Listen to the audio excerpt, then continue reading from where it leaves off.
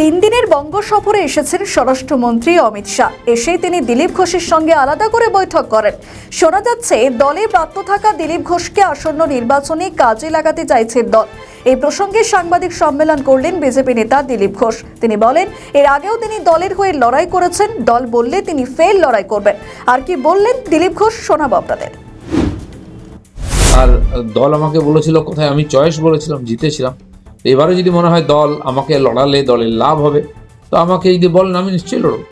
দিলীপ 8 মাসের এই পিরিয়ডে আমরা দেখলাম যে দলের সাধারণ কর্মীরা, কিছু দলের কর্মীরা যারা আপনার একসময় শক্তি ছিল, তাদের কাছে অনেক জায়গায় আপনাকে বিভিন্ন রকম ভাবে হেনস্থার শিকার হতে হয়েছে, আপনাকে স্লোগান শুনতে হয়েছে, বিক্ষোভের মুখে পড়তে হয়েছে। সেই কর্মীদের আজকের দিনে দাঁড়িয়ে কি বলবেন? আমার পার্টির দলের কর্মীরা তারা আমাকে কখনো বিক্ষোভ দেখায়নি, কোথাও আমাদের পার্টির কাউকেও দেখায় না। হ্যাঁ, বললাম না, বিশেষ পরিস্থিতিতে কিছু লোক বাইরে থেকে এসে তারা ওই কালচারে বিশ্বাস, গো ব্যাক, কালো পতাকা, কখন কাকে দেখাতে হয় তারা ভুলে যায়, অভ্যাসটা রয়ে গেছে। সেরকম কিছু লোক করেছে, তো তারা ঠিক করেছে কি ভুল করেছে, তারা কী করে সেটা ওদের ব্যাপার। আমার কোনো টিএমসি লোকের আমার চিরদিন দেখাতো, সেখান থেকে কিছু লোক ঢুকে পড়েছে, তাদের সেই অভ্যাস রয়ে গেছে। তো সেখানে তারা ঠিক করবে, বিজেপির কালচার মেনে নেবে, এখানে থাকবে কি থাকবে না, কোথায় যাবে, তাদের সমস্যা। দিলীপ ঘোষের এটা কোনো সমস্যা না।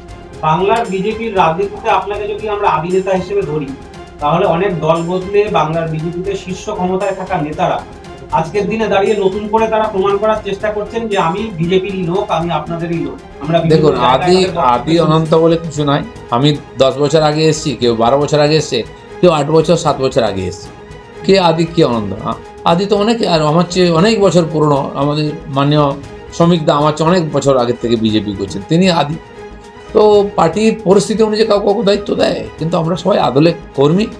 তো যারা এসছেন তাদেরও দায়িত্ব আছে যে পার্টির সংস্কৃতির সঙ্গে মিলে গিয়ে নিজেকে বিজেপি হিসেবে প্রমাণিত করা ব্যবহারের মাধ্যমে। আর সেটা অনেকে করেছেন। অনেক লোক এসছে, বিজেপিটা ছিল কোথায়? তো তারাই তো বিজেপি হিসাবে আজকে নেতৃত্ব দিচ্ছেন।